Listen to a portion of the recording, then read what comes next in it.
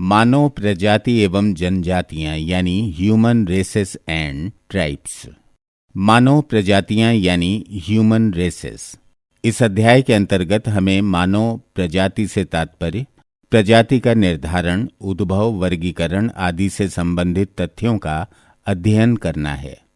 इस क्रम में हम सर्वप्रथम मानव प्रजाति से क्या तात्पर्य है, नृतत्व शास्त्रियों ने इसे किस रूप में परिभाषित किया है, इसकी जानकारी प्राप्त करें।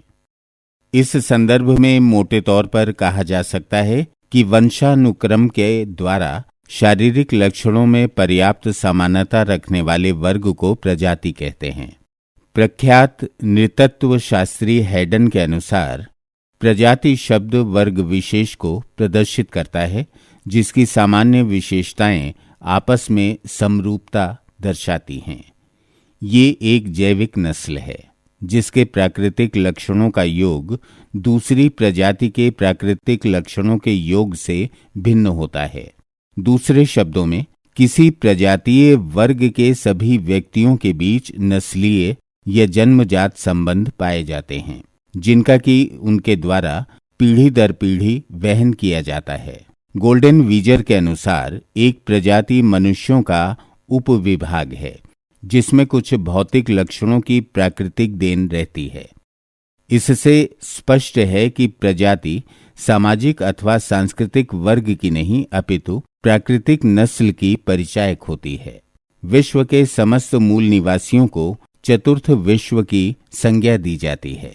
प्रजाति निर्धारण के संदर्भ में डॉक्टर D.N. मजूमदार का मत है, यदि व्यक्तियों के एक समूह को समान शारीरिक लक्षणों के आधार पर अन्य समूहों से पृथक पहचाना जा सके तो उस जैविकीय समूह के सदस्य कितने ही बिखरे क्यों न हों, वे एक प्रजाति हैं। पॉल बिडाल डी ला ब्लॉश के अनुसार मानव प्रजाति का निर्धारण मानव शरीर की आकृति एवं उसके शारीरिक लक्षणों के आधार पर किया जाता है। मानव प्रजाति का निर्धारण मुख्यतया दो आधारों पर किया जाता है। वे दो आधार हैं, एक बाह्य शारीरिक लक्षण एवं दो आंतरिक शारीरिक लक्षण। बाह्य शारीरिक लक्षणों में बालों की संरचना, त्वचा का रंग, मुखाकृति, नेत्रों का रंग, होठों का आकार, शरीर का कद आदि को शामिल किया जाता है। जबकि आंतरिक शारीरिक लक्षणों में कपाल धारिता, कपाल सूचकांक, नासिका सूचकांक, रक्त समूह, कंकाल संरचना आदि को शामिल किया जाता है। उदाहरण के लिए, एक काकेशियन प्रजाति। इस प्रजाति के लोग घुंघराले बाल एवं गौर वर्ण वाले होते हैं। दो मंगोलियन प्रजाति। इस प्रजाति के लोग सीधे बाल तथा पीत वर्ण वाले होते हैं। तीन नीग्रो प्रजाति। इस प्रजाति के लोग ऊन सदृश बाल वाले तथा श्याम या कृष्ण वर्ण के होते हैं। प्रजातियों का वर्गीकरण। विश्व में मानव प्रजातियों का वर्गीकरण का प्रथम प्रयास 18वीं शताब्दी में नृतत्व विज्ञान वेत्ता वर्नियर द्वारा किया गया।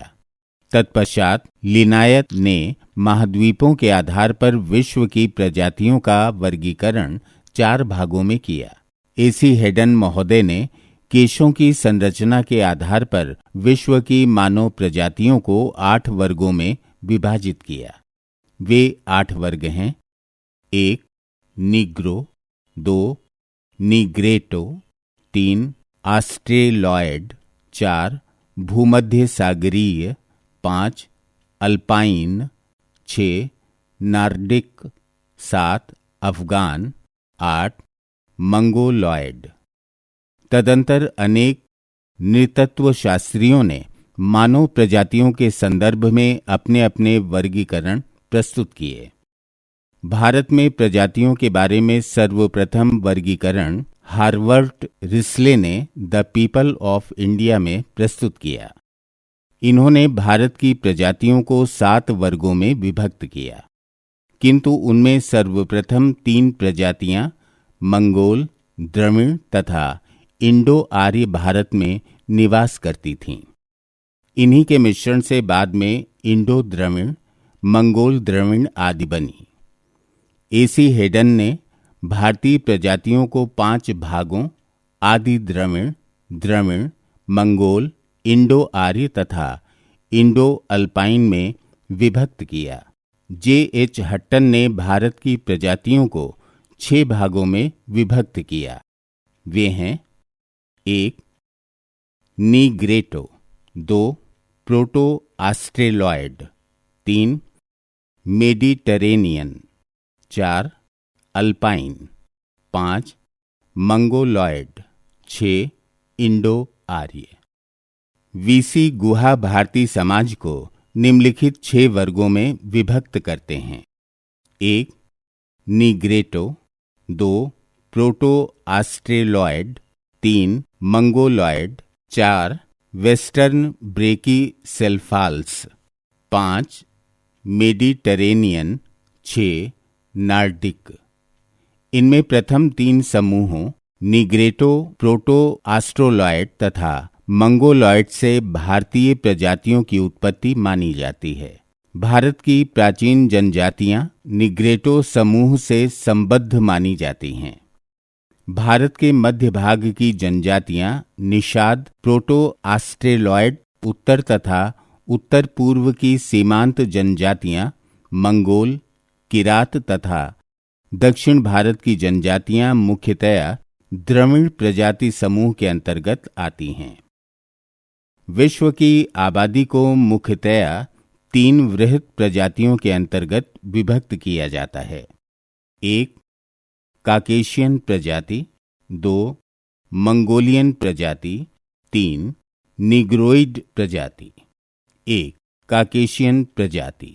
इस प्रजाति की गणना विश्व की सबसे वृहत प्रजाति के रूप में की जाती है।